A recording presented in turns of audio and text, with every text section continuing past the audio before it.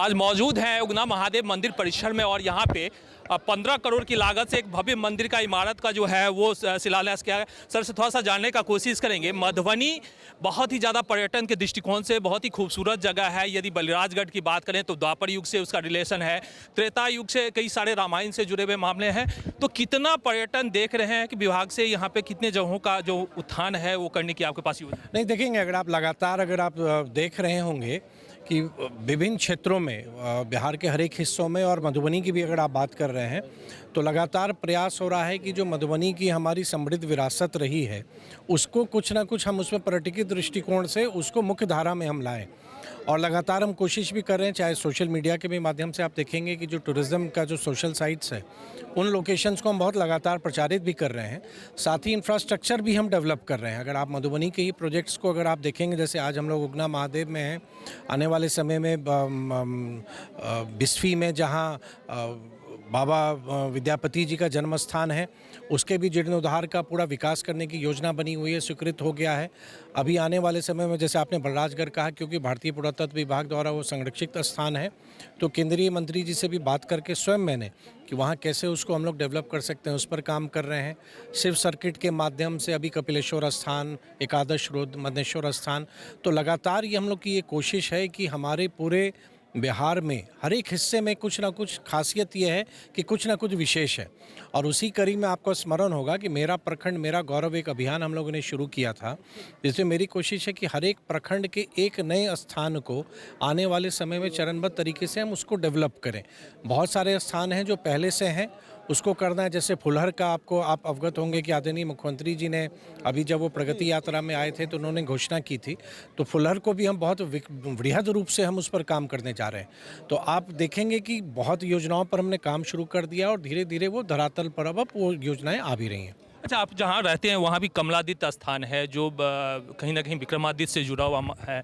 उसके बाद और भी यदि कहें कि 3-4 राजवंशों की राजधानी मधुबनी रही है तो उसे भी फोकस करने की कोशिश के दिशा में कुछ किया जा रहा है? नहीं, देखिए, मैंने तो ये कहा कि हमने बिहार के सभी नागरिकों को ये मौका दिया था कि मेरा प्रखंड मेरा गौरव के माध्यम से ये 45 दिन लगभग ये अभियान चला था कि हर एक व्यक्ति अपने प्रखंड के कैसे किसी भी स्थान को फोटो वीडियो वो शेयर कर सकते हैं जो उनको लगता है कि पर्यटकीय दृष्टिकोण से ये महत्वपूर्ण है। ऐसे हर एक स्थान है, तो एक मौका जो विभाग के पास जानकारी है उस पर तो हम काम कर ही रहे हैं, लेकिन बिहार के सभी नागरिकों को भी हमने ये मौका दिया था। और मुझे प्रसन्नता है कि 1000 से अधिक नए लोकेशंस के भी प्रस्ताव हमारे पास आए हैं। जो जिला का जो एक कमेटी हम लोगों ने बनाया है जिलाधिकारी की अध्यक्षता में, वो फिर हर एक प्रखंड से एक नए स्थान को, जो घोषित पर्यटकीय मानचित्र पर जो स्थान है उनको नहीं, उसके अलावा नए स्थान को भी हम डेवलप कर रहे हैं। तो अगर आप मधुबनी चले जाएं, मिथिला चले जाएं, तो आप जिस भी क्षेत्र में आप जाएंगे वहाँ कुछ ना कुछ आपको पर्यटकीय दृष्टिकोण से या पुरातात्विक दृष्टिकोण से महत्वपूर्ण दिखेगा। आवश्यकता है उसको आगे बढ़ाने की, तो हम लोग तो विरासत भी विकास भी के सिद्धांत पर काम कर रहे हैं।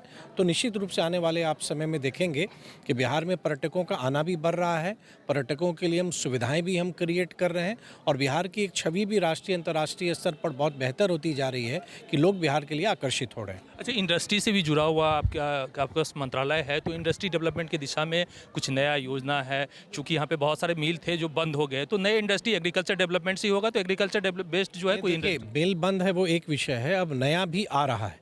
और सबसे बड़ी बात है कि अगर उद्योग लगेगा ज़मीन पर, तो हमारा जो इंडस्ट्रियल एरिया है जो बियाडा के द्वारा संचालित होता है वो लैंड बैंक लगभग एग्जॉस्ट कर चुका था।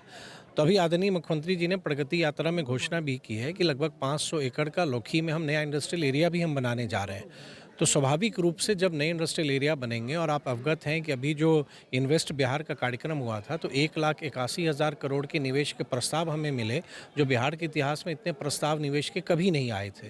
तो आने वाले समय में, क्योंकि आज हमारा इंफ्रास्ट्रक्चर बेहतर है, मुख्यमंत्री जी के नेतृत्व में जो 19 वर्षों में उन्होंने काम किया है, तो एक बेटर इंफ्रास्ट्रक्चर है, सड़क अच्छी है, कनेक्टिविटी बेटर है, बिजली की उपलब्धता है, तो अब इन्वेस्टर बिहार की ओर रुख कर रहे हैं। और मैं मानता हूँ कि आने वाला समय बिहार का है, क्योंकि जिन राज्यों को जिस स्थान पर पहुंचना था वो पहुंचे हैं। ग्रोथ की संभावना इंडस्ट्री के दृष्टिकोण से बिहार की है। चलिए, ग्रोथ की संभावना बिहार की है और यही जो है लोगों को आशा और आकांक्षा भी रहेगा।